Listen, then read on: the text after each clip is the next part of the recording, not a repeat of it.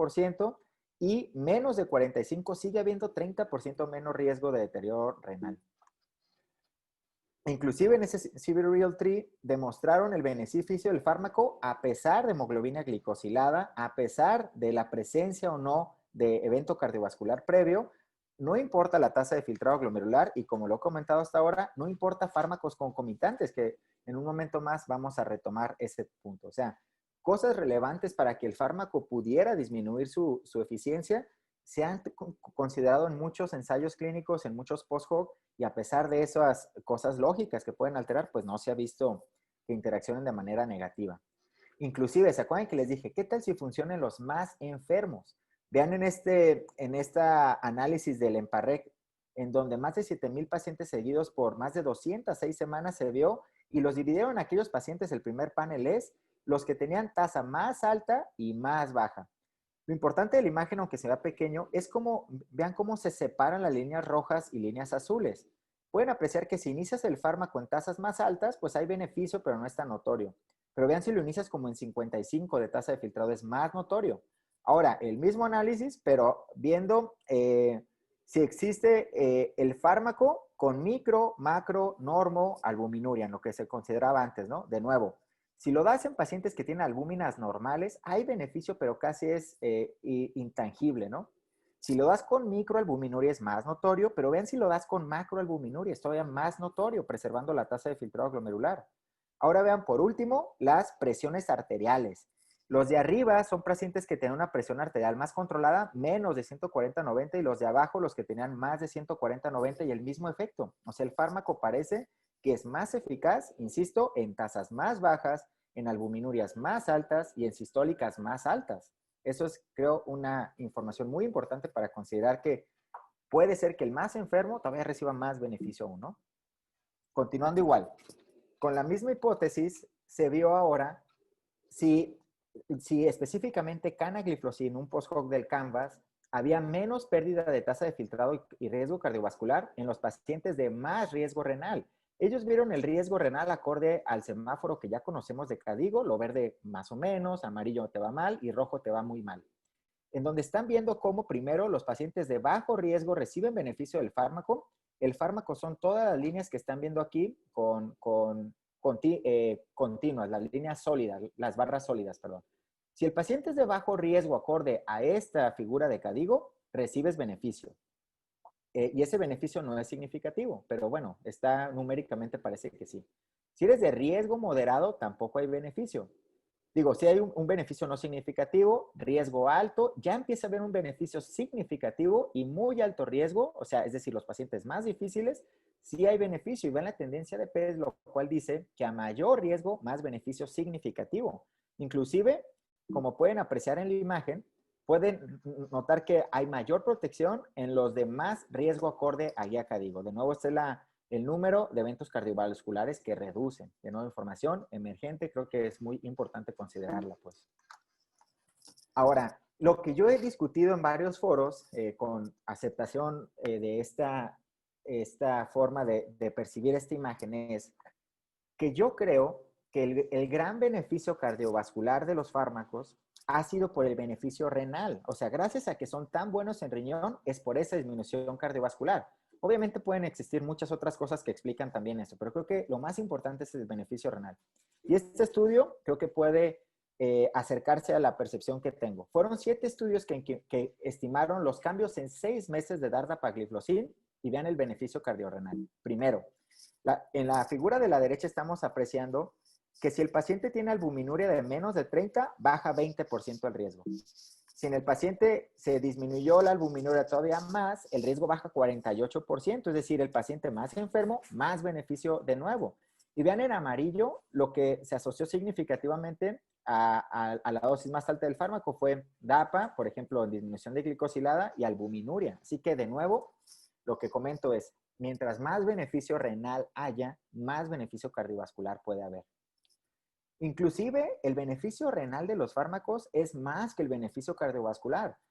A esto yo le encuentro relevancia porque se ha polarizado en los últimos meses, en los últimos 1 o 2 años, decir que el fármaco y todos los beneficios cardiovasculares que ofrece, que obviamente son muy notorios y son extremadamente positivos, pero es más notorio todavía el beneficio renal. Ven esta figura, donde estamos viendo en la parte superior el beneficio cardiovascular, y ese beneficio cardiovascular depende de tasa de filtrado. Aquí sí, mientras tasa de filtrado más baja se encuentra el paciente, ya el fármaco literalmente pierde el beneficio.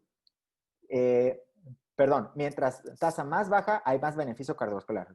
Tuve una confusión en esta imagen.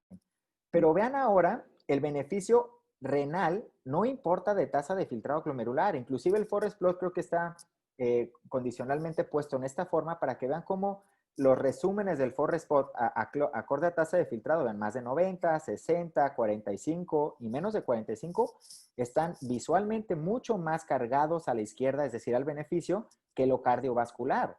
Esa es la forma que interpreto esta figura, que es más notorio el beneficio renal, y de ahí viene la relevancia de que nosotros como nefrólogos tendríamos que impulsar esta información para que el fármaco se retome, y el camino, creo que más beneficioso del fármaco es voltear hacia el mundo de nefrología, sin dejar obviamente atrás al mundo de cardio, ¿no? Pero ha sido completamente lo opuesto en los últimos años. Vamos a ver ahora los efectos emergentes que explican el beneficio renal. Insisto, para mí, de la parte más importante de la plática. Primero, se vio que en ratas que inducían con hipertensión con angiotensina 2 por 2 semanas, les daban un medicamento control contra empagliflozin. Y notaron que el EMPA previene fibrosis tubular y glomerular independientemente del control de presión y glucosa. Primera imagen, estamos viendo la fibrosis tubulointersticial, la rata A, B, C, D, y la rata C siempre va a ser esa rata que le dieron el hipertensivo, la hipertensaron, vean el cambio en el tejido renal, pero vean la misma rata, pero que le dieron empagliflozin. Si notan cómo se atenúa notoriamente, es más, bueno, que es casi imperceptible. Y de hecho, no es significativa contra la rata control. Y lo mismo pasa con la fibrosis glomerular. Se pueden apreciar, esa rata que tomaba DAPA fue, EMPA fue prácticamente igual que la control. Bien, de nuevo, ese mismo estudio se notó que también previene la fibrosis y limita la migración de monocitos y macrófagos, que esto de nuevo es un efecto, digamos, de tipo pleiotrópico del fármaco, poco explorado. Vean la rata que le hicieron hipertensión con angiotensina 2, es muy notorio la migración de células inflamatorias, monocitos, macrófagos, en comparación y significativamente diferente a la rata que recibía EMPA y que era hipertensa. E insisto, esto fue totalmente independiente del control de presión y glucosa, ¿eh? Vean ahora esta, en donde ratas diabéticas las inducían a tener un infarto y las pretrataban desde, obviamente antes del infarto, con empagliflozin o sham, es decir, nada más inducían infarto, pero no daban fármaco, ¿no? Lo importante, remarcado en rojo, como las ratas que tomaban EMPA tenían menos expresión de daño renal, o sea, eran inducidas a infarto cardíaco y tenían menos expresión de daño renal, lo que ahora conocemos como cardiorrenal 1, ¿no? Menos expresión de ENGAL, de KIM1 y de ENGAL en suero también. Así que el fármaco puede tener estos efectos pleiotrópicos, insisto, pobremente explorados hasta ahora, ¿eh? Bien, otro efecto muy positivo para muchos, y creo que tiene todo el racional para tomarle el respeto que merece, es esta disminución de peso que ofrecen los fármacos. Ya saben, orinar no nada más agua, sino sal también, glucosa también, energía también. Vean cómo en este estudio se vio, en un ensayo clínico de pacientes con diabetes por 12 semanas, cómo existe una glucosuria que va más o menos de 50 a 85 gramos al día, que equivale a 300 kilocalorías al día, que es exactamente igual que correr 3 kilómetros al día. Vean las dosis de DAPA, desde 2.5 hasta dosis muy grandes de 50, placebo y metformina, y DAPA siempre hace que pierdas más peso, y ese peso pues es consistente también. Así que, bueno, pues ¿cuántos de nosotros corremos 3 kilómetros al día? Pues creo que no muchos, y bueno, el fármaco te ofrece ese beneficio también, ¿no? Es parecido a quemar esas calorías más o menos. Este es otro evento que yo le tomo mucho valor, que es cómo estos fármacos mejoran los parámetros de volumen vascular. Este fue un post-hoc de 2 ensayos clínicos, todos tomaban inhibición del sistema renina-angiotensina-aldosterona y midieron por diferentes marcadores de volumen a 6 y 12 semanas de tomar el fármaco. Prácticamente todas las barras y bigotes que están viendo en el primer panel, lo que está más arriba es DAPA. Todo lo que está más arriba es DAPA. Y prácticamente igual, pero en la figura de abajo, todo lo que está más arriba es DAPA, comparado contra placebo. Pero este es el resumen. Yo sé que es una imagen pequeña, pero bueno, DAPA aumentó osmolaridad urinaria, fracción de excreción de litio, de sodio 100%, vean, 104%, pero en este estudio también activó el sistema renina-angiotensina-aldosterona. Y abajo, lo relevante de la figura de abajo para mí es que DAPA ofreció una disminución de agua libre de 885 mililitros. Otro estudio muy parecido en donde los ICGLT2 promueven natriuresis y vean el porcentaje que le va a aumentar, mejoran la hipervolemia y en este estudio no activan el sistema neurohormonal.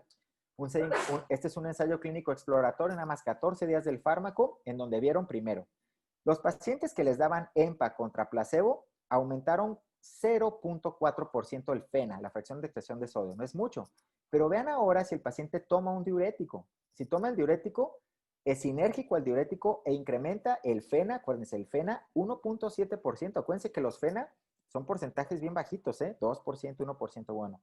Es sinérgico al diurético el fármaco. Pero cuando vieron los cambios en el volumen plasmático y en el volumen de sangre, vieron que el paciente pierde 208 mililitros de volumen sanguíneo, 700 gramos de peso, y en este estudio se demostró que no activa el sistema neurohormonal. Esto es súper importante porque cuando tenemos pacientes sobrecargados de volumen y los diuréticos, bueno, sí activan el sistema neurohormonal con todo lo negativo que eso puede conllevar. Ahora vean de nuevo otro fármaco, EMPA, vean como de nuevo en este estudio más reciente, un ensayo clínico, todos tenían insuficiencia cardíaca y todos tenían diuréticos. EMPA ofreció un aumento de volumen urinario de más de 500 mililitros. 6 semanas, día 3, día 6, con el fármaco placebo, EMPA, y hasta 6 semanas de EMPA, y vean cómo consistentemente sube el cambio en el volumen urinario y 6 semanas después se mantiene. Totalmente diferente a placebo, no significativo. Y en este estudio se vio que no cambia la natriuresis. ¿Se acuerdan que habíamos visto en 2 estudios previos que sí? Bueno, aquí no se vio ese cambio de natriuresis. Y así que esta figura nos demuestra, bueno, de manera muy académica, cuál es la gran diferencia entre quitar volumen con un diurético, quitar volumen con un ICGLT2. Primero, el primer panel, pues es un paciente hinchado. Vean cómo la figura de la vena aquí está bien dilatada, vean el intersticio dilatado, está sudando agua, ¿no? Vean qué sucede si damos un diurético de ASA. En teoría, el diurético de ASA, vean cómo va a quitar el volumen intravascular, porque hace que orines más sal, baja el sodio, incrementa la fracción de excreción de sodio, baja el volumen intersticial, pero también en rojo, esto es lo más importante, baja el volumen intravascular, ven la figura. Ahora vean el ICGLT2, baja sodio, baja volumen intersticial y casi no disminuye el volumen intravascular. Así que eso es lo relevante en esta figura del fármaco. Vean la gran diferencia de volumen intravascular aquí y acá, ¿no? Por eso es que seguramente el otro estudio demostró esa inactivación del sistema neurohormonal que sí lo hacen diuréticos, que no hacen ni CGLT2. Ahora vean esto, ¿qué tal tratar sodio, tratar CIHAD con empagliflozin? Este es un ensayo clínico de 88 pacientes, todos con hiponatremia severas, menos de 125, y todos los restringían de agua, menos de 1 litro al día, por 4 días. Compararon EMPA contra placebo. EMPA siempre va a ser las barras y bigotes aquí en naranja, y pueden apreciar cómo 10 días después de haber empezado el tratamiento, 4 días después, el sodio sube 10 milimoles con EMPA, a diferencia de placebo, es decir, son 4 a diferencia de placebo. Esto también, insisto, puede ser muy relevante porque, como saben, para tratar CIHAD y sobre todo crónicos, pues no hay mucho, Todavía no tenemos la urina en México, tolvaptan es extremadamente caro, así que esta puede ser una opción para que se considere en futuros estudios, sin duda. ¿Qué tal ahora esto que también es algo muy importante? Tratar o modificar los parámetros de anemia con ICGLT2. Esto sucede en un túbulo renal normal. Vean, aquí está el túbulo esquematizado, aquí está el transportador de CGLT2, aquí llega el sodio, llega la glucosa, se absorbe, cambia sodio y potasio. Esto es lo normal. Ahora abajo vean los túbulos renales con un corte transversal en donde estamos viendo los fibroblastos aquí sin ningún